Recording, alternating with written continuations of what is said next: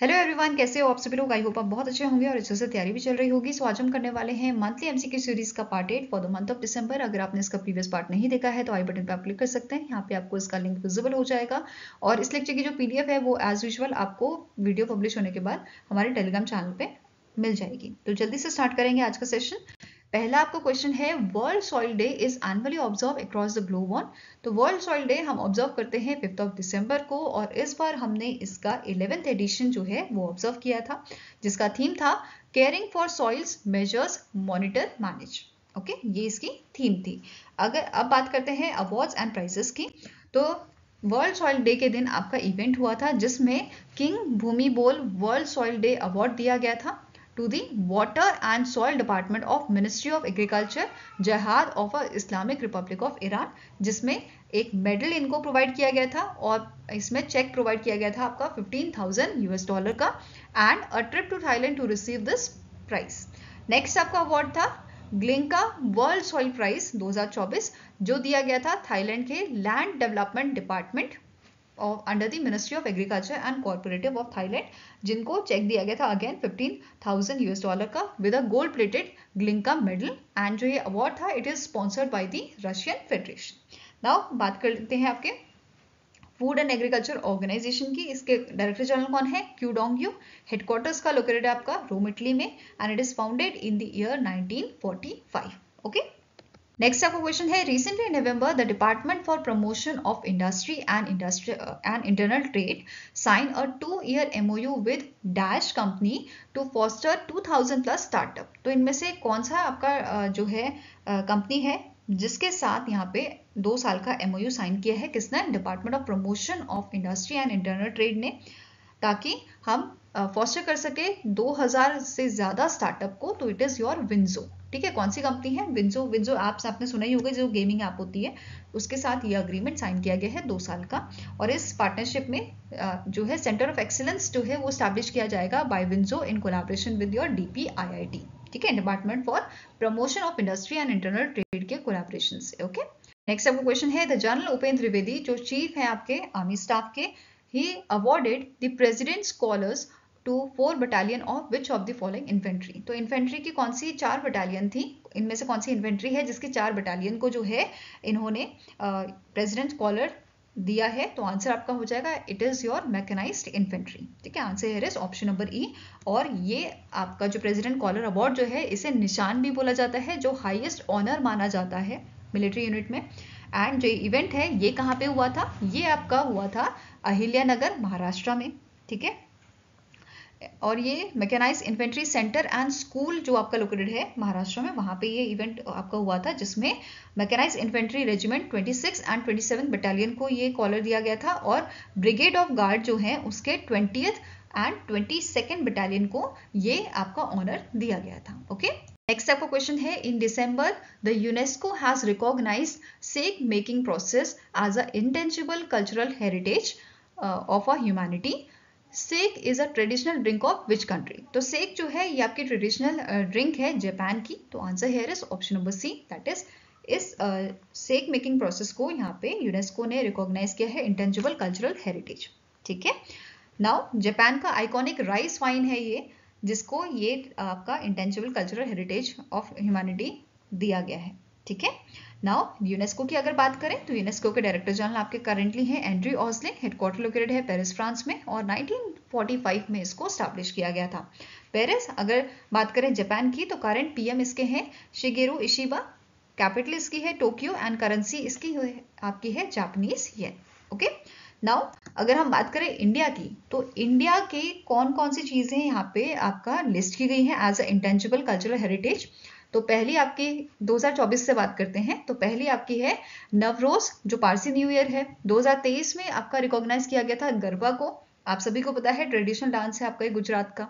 Then 2021 में दुर्गा पूजा को यहाँ पे रिकॉग्नाइज किया गया था। 2017 में कुंभ मेला, 2016 में योगा को, 2024 में ट्रेडिशनल प्रैक्टिस आपकी जो होती है, ठीक है, traditional practice of a traditional brass and copper craft of utensil making among the Thatheras of the Jandiala Guru, जो आपकी ट्रेडिशनल प्रैक्टिस पंजाब की भी है। ठीक है, 2013 की बात करें तो शंकृताना जो है इसको रजिस्टर किया गया था यहाँ पे।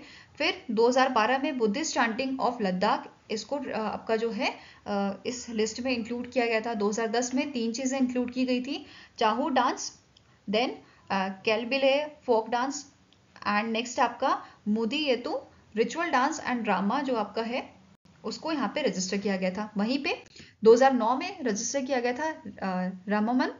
देन 2008 में कुटियत्तम संस्कृत थिएटर ट्रेडिशनल ऑफ वैदिक चांटिंग एंड रमीला जो ट्रेडिशनल परफॉर्मेंस है आपकी रामायण की, उसे यहाँ पे जो है रजिस्टर किया गया था as a intangible cultural heritage of India. Okay, next आपका क्वेश्चन है, the SEBI has issued a circular under the section 11 of a SEBI act 1992 which empowers the SEBI to protect investors' interest, regulate the securities market and promote its development. The interoperability for cash derivatives and interest rate derivatives will come into effect from dash. तो ये कब से effect में आपका आएगा?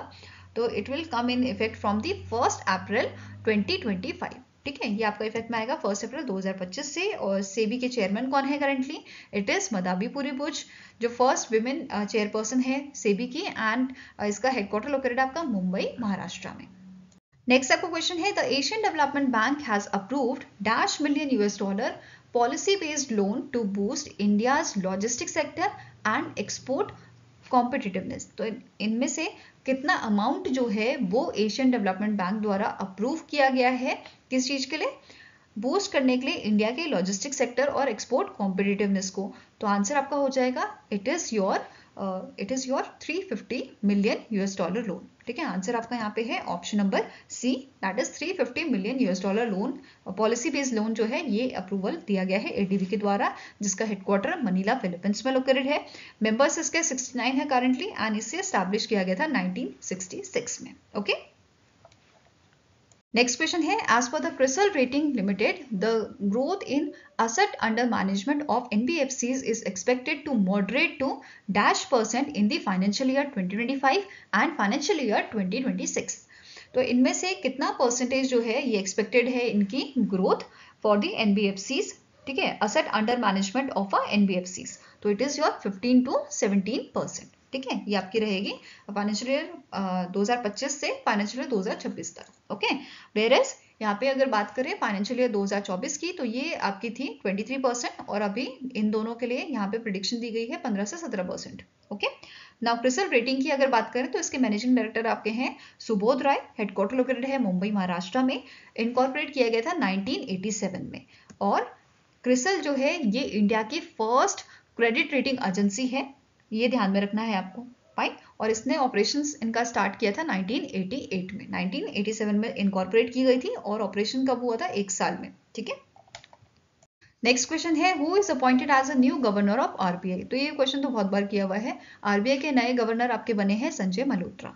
ठीक है, संजय मल्होत्रा जी बने हैं, और इन्होंने सक्सीड किसे किया है? आपका शक्तिकांता दास जी को। यहाँ पे आप दोनों ही गवर्नर की इमेज देख सकते हैं, and he is a 26th governor of RBI, और शक्तिकांता दास जी आपके 25th गवर्नर थे।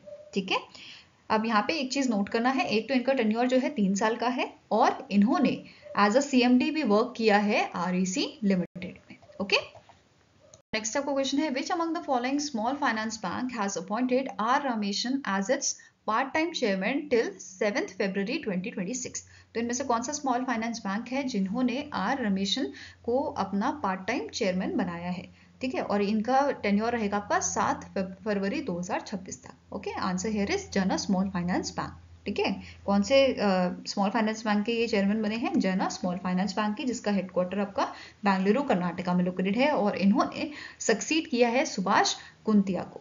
ठीक है, जना स्मॉल फाइनेंस बैंक के करंट एमडी कौन है? एमडी एंड सीईओ, इनका नाम है अजय कनवाल, और इसे स्टैब्लिश किया गया था 2008 में, और यहाँ पे आप इमेज देख सकते हैं आर रमेशन की। ठीक है, नाउ नेक्स्ट बात करते हैं, कितने स्मॉल फाइनेंस बैंक जो हैं ये अभी वर्क कर रहे हैं? ठीक है, अगर हम बात करें एज पर दी आरबीआई, तो total 11 small finance bank India में अभी वर्क कर रहे हैं। एक तो आपका है इक्विटा स्मॉल फाइनेंस बैंक, जना small finance bank, Ujjivan small finance bank, सूर्योदय स्मॉल फाइनेंस बैंक, फिर आपका उत्कर्ष स्मॉल फाइनेंस बैंक हो गया, AU small finance bank, ESAF, unity, north east small finance bank, capital small finance bank, और शिवालिक स्मॉल फाइनेंस बैंक। और इससे पहले एक और चीज आपको नोट करनी है कि एयू स्मॉल फाइनेंस के साथ कौन सा आपका स्मॉलर फाइनेंस बैंक जो है मर्ज हुआ है, तो फिनकेयर, ठीक है, ये भी ध्यान में रखना है।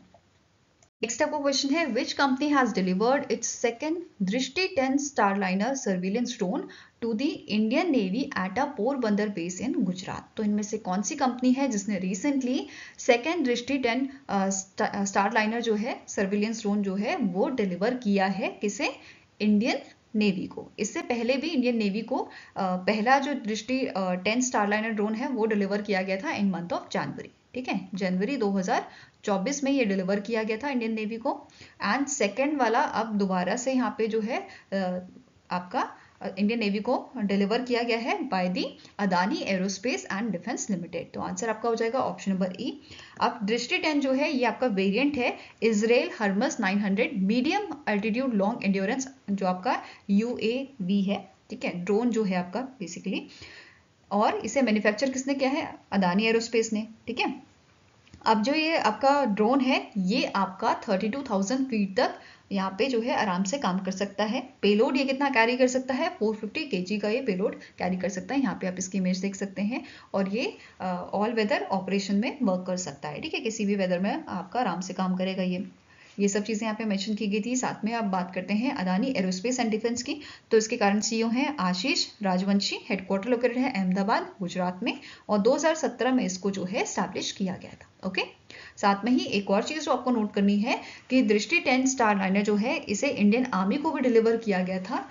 और कब डिलीवर किया गया था इंडियन आर्मी को, ये डिलीवर किया गया था आपका इन मंथ ऑफ जून 2024 में से आपका जो है डिलीवर किया गया था। और इंडियन आर्मी में इसको डिप्लॉय किया है आपका जो भटिंडा बेस है आपका पंजाब में, वहां पे इसको जो है आपका डिप्लॉय किया गया है for the surveillance. Okay, now next आपका क्वेश्चन है name the company that has delivered सबल 20 logistic drone to Indian Army to improve aerial logistic and help transport supplies in the eastern sector। तो यहाँ पे आपका कौन सा कंपनी है जिसने सबल 20 जो ड्रोन है इसको डिलीवर किया है, ठीक है, इंडियन आर्मी को डिलीवर किया है। तो आंसर आपका हो जाएगा it is endure air system private limited. और ये जो डिजाइन है बेसिकली इस सबल एयरक्राफ्ट का, यहाँ पे जो है आप देख सकते हैं इमेज सबल 20 की, 20 से याद रख सकते हो, इसका पेलोड 20 kg है, ठीक है। तो सबल का जो डिजाइन है ये बेसिकली आपका लिया गया है बोइंग चिनूक हेलीकॉप्टर जो आपका है, ठीक है, USA का, उससे इंस्पायर होके इसका डिजाइन जो है बनाया गया है। एंड किसने ये आपका डिलीवर किया है, बनाया किसने है, endure air system private limited द्वारा, ठीक है। सबल 20 की बात करें तो एक इलेक्ट्रिक अनमैन्ड हेलीकॉप्टर है और ये कैरी कर सकता है medical kits, ammunition, batteries, small arm over the distance of 10 kilometres. तो 10 किलोमीटर्स का डिस्टेंस ये कवर कर सकता है विद जो छोटे आपके आर्म्स होंगे, मतलब जो गन्स होंगी या और भी चीजें जो हैं उनको ये कैरी कर सकता है, ठीक है। नाउ नेक्स्ट आपका क्वेश्चन है international civil aviation day is observed annually on. तो इंटरनेशनल सिविल एविएशन डे हम 7 दिसंबर को ऑब्जर्व करते हैं, जिसका थीम आपका था safe skies sustainable future together for the next 80 years. और इस साल हमने 80th एनिवर्सरी जो है ऑब्जर्व की है आपके शिकागो कन्वेंशन की, या convention on international civil aviation की बोल सकते हैं। अब ये है क्या, बेसिकली एक अग्रीमेंट साइन हुआ था बहुत सारे नेशंस के साथ, इसके बारे में डिटेल में पढ़ेंगे। अभी ऐसा समझो कि एक अग्रीमेंट साइन हुआ था जिस अग्रीमेंट के तहत बहुत सारे नेशन ने अग्री किया था कि हमारा एरोस्पेस दूसरी कंट्री यूज कर सकती है फॉर ट्रैवलिंग। जैसे फॉर एग्जाम्पल मुझे UAE जाना है, ठीक है, इंडिया से मेरी फ्लाइट है, UAE मुझे जाना है और हमारा जो रूट पड़ता है वो पाकिस्तान के एयर स्पेस यूज करता है, ठीक है।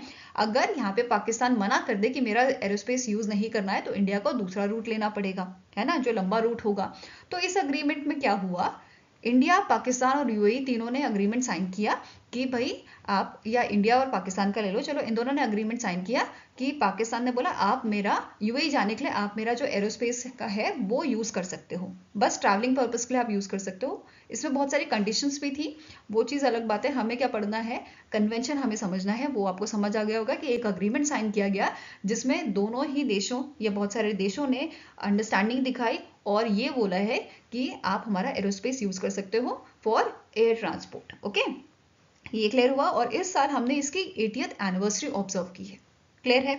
अगर पहले फर्स्ट एडिशन की यहाँ पे बात करें, जो पहला एडिशन था ये कब ऑब्जर्व किया गया था, जब 50th एनिवर्सरी हुई थी इस कन्वेंशन की, जो 1994 में मनाया गया था। ठीक है, पहला एडिशन इंटरनेशनल सिविल एविएशन का 1994 में मनाया गया था। नाउ अब इस ओकेजन पे इंडिया में भी इवेंट हुए थे और इंडिया के जो मिनिस्टर ऑफ सिविल एविएशन है उन्होंने इस इवेंट को अटेंड किया था, जो आपका Rajiv Gandhi national aviation university जो है यहाँ पे इस इवेंट को जो है ये इवेंट हुआ था अमेठी उत्तर प्रदेश में, और ये फर्स्ट कन्वोकेशन भी था इस यूनिवर्सिटी का। साथ में ही इस यूनिवर्सिटी ने MOU साइन किया है IIT पटना, IIT रोपड़ और IIT भिलाई के साथ to advance or to foster the collaboration and innovation in the fields of aviation and aerospace। ठीक है, अपनी फ्यूचर रिसर्च और डेवलपमेंट इनिशिएटिव्स के लिए इन्होंने यहाँ पे कोलैबोरेट किया है।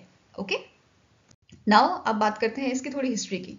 1944 में ये जो आपका शिकागो कन्वेंशन है ये साइन हुआ था और उस टाइम पे USA ने इनवाइट किया था 54 नेशन को शिकागो में, एंड यहाँ पे convention on international civil aviation को साइन किया गया था, या जिसे हम शिकागो कन्वेंशन बोलते हैं। शिकागो में साइन हुआ था इसलिए शिकागो कन्वेंशन नाम दे दिया गया।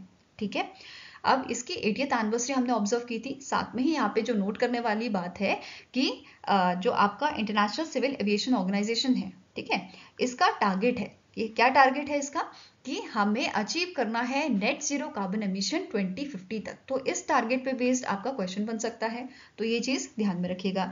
ICAO क्या है, ये एक आपकी एजेंसी है जो अग्रीमेंट हमने अभी पढ़ा, जो कन्वेंशन पढ़ा, उसके लिए स्टैंडर्ड जो है वो सेट करती है। ठीक है, क्या रूल्स एंड रेगुलेशन होने चाहिए, ये सारा कौन सेट करता है, ICAO सेट करती है। ये क्लियर है। नाउ ICAO जो है इसके सेक्रेटरी जनरल कौन है, Juan Carlos Salazar Gomes. Headquarters का लोकेटेड है आपका मॉन्ट्रियल कनाडा में। Now recently ICAO security week भी आपका ऑब्जर्व किया गया था 9 से 12 दिसंबर को, एंड इसका इवेंट आपका हुआ था मस्कट ओमान में। ओके, नाउ इसका थीम क्या था, sustainable future of aviation through securities. Okay, इसके अलावा नोट करना है, रिसेंटली सेंटर फॉर एविएशन जो है इन्होंने विनर अनाउंस किए हैं 2024 एनवायरमेंटल सस्टेनेबिलिटी अवार्ड के, जिसमें ग्लोबल एनवायरमेंटल सस्टेनेबिलिटी एयरलाइन और airline group of the year ये सेलेक्ट किया गया है Turkey based Pegasus airline. Then Europe, Middle East और अफ्रीका की अगर बात करें तो इसमें एनवायरमेंटल सस्टेनेबिलिटी एयरलाइन या एयरलाइन ग्रुप आपका सेलेक्ट किया गया है 2024 का विज एयर जो हंगरी का है।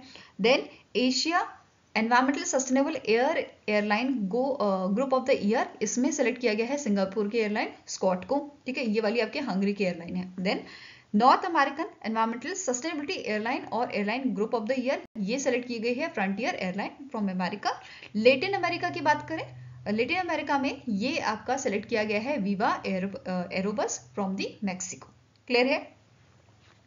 नेक्स्ट आपका क्वेश्चन है, which state has recently launch the Mukhyamantri Paushtik Alpahar Yojana to serve nutritious breakfast to the student.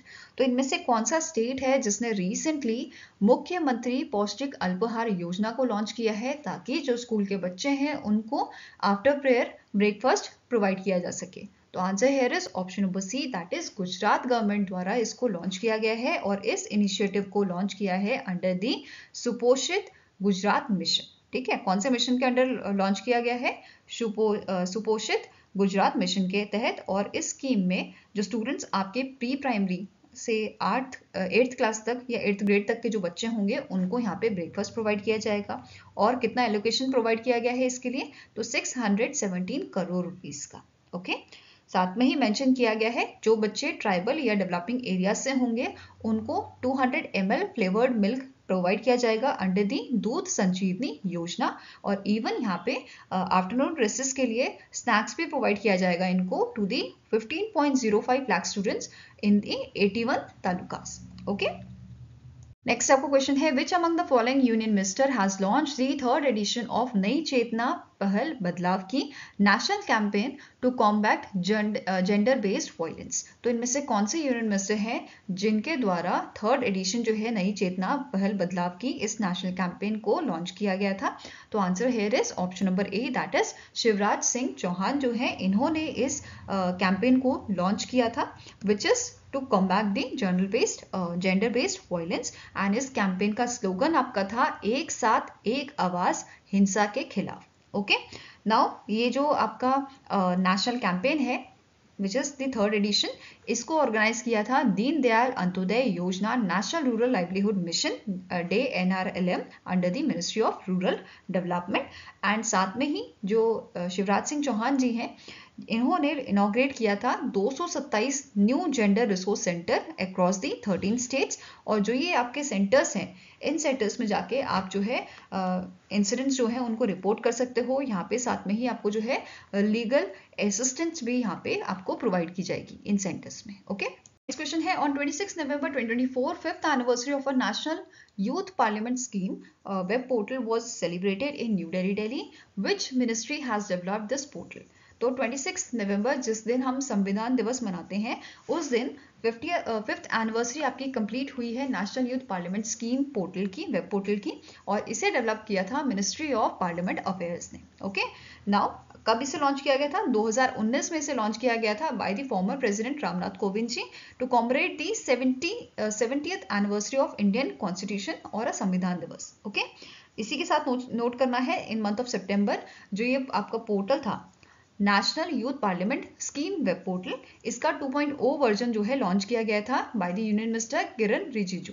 Okay, next question है name the organisation that has recently organised the GI and beyond 2024 summit in new Delhi, Delhi in collaboration with the office of development commissioner for handloom, ministry of textile, जो आपका ministry of textile के under आता है, right. तो इनमें से कौन सी organisation है जिसने GI एंड बियॉन्ड 2024 समिट को आपका ऑर्गेनाइज किया था विद दिस डिपार्टमेंट?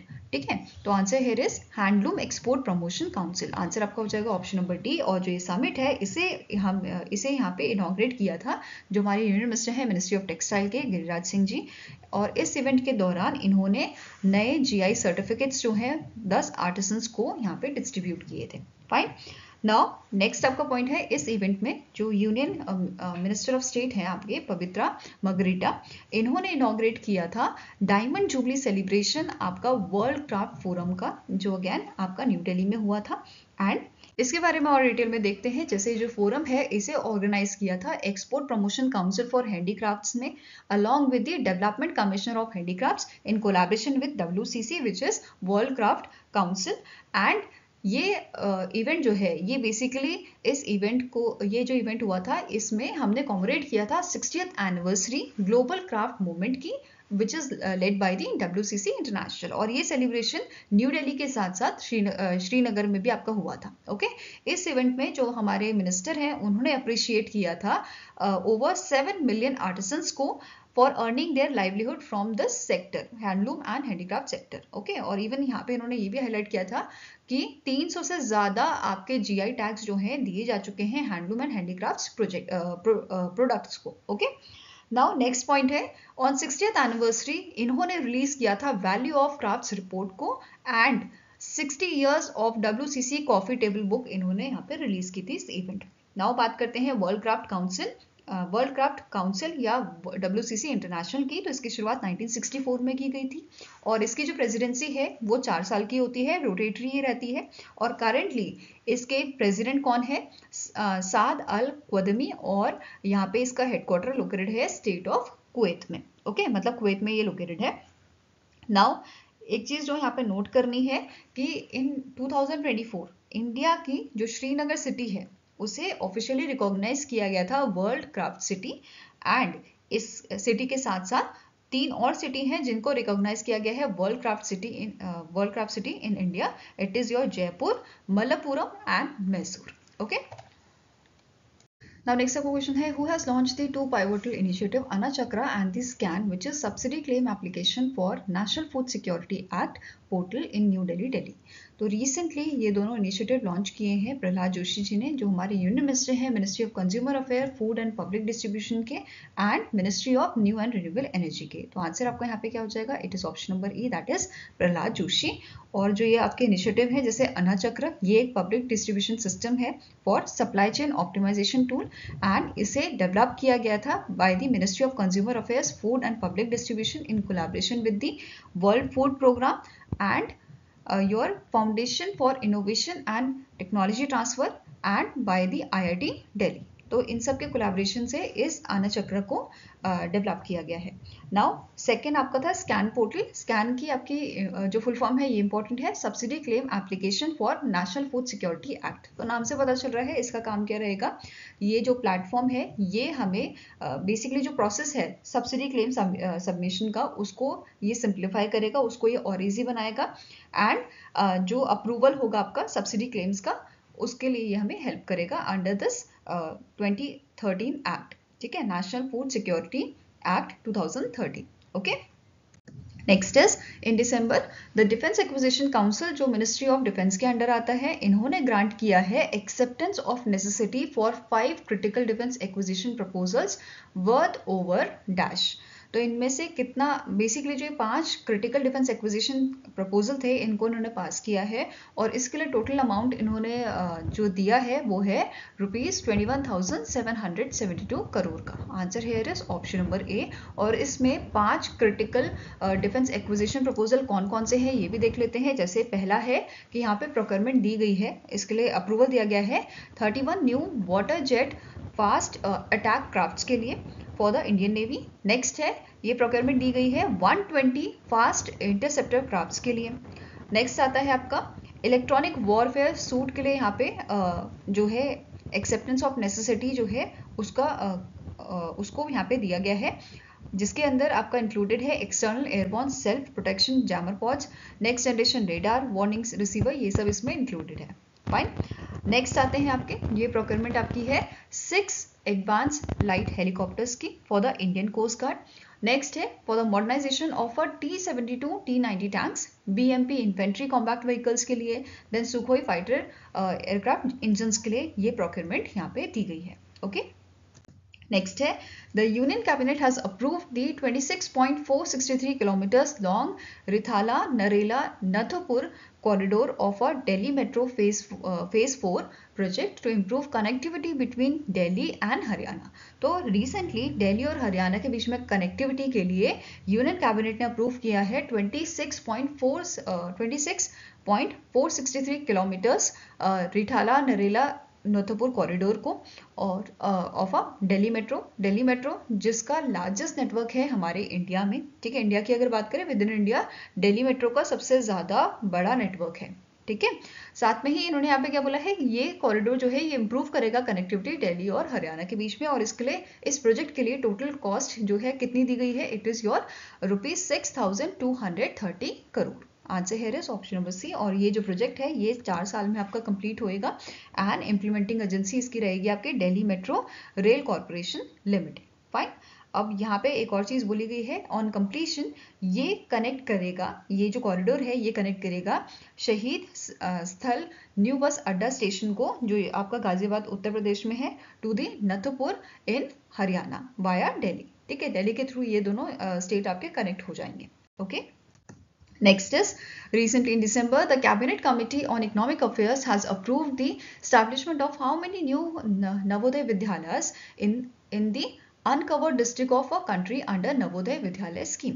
तो नवोदय विद्यालय स्कीम के under cabinet committee on economic affairs ने 28 नए नवोदय विद्यालय को यहाँ पे स्टैब्लिश करने की बात की है। तो आंसर आपका हो जाएगा ऑप्शन नंबर डी। और टोटल एस्टिमेशन जो इसके लिए दिया गया है, टोटल कॉस्ट जो बताया गया है इट इज ₹2,359.82 करोड़ एंड इसका टाइम स्पैन आपका रहेगा 5 साल का, 2024-25 से लेके 2028-29 तक इसका टेन्योर रहेगा। और कौन कौन से स्टेट्स के डिस्ट्रिक्ट में बेसिकली ये आपके स्टैब्लिश किए जाएंगे, तो अरुणाचल प्रदेश के 8 डिस्ट्रिक्ट में यहाँ पे ये स्टैब्लिश किया जाएगा।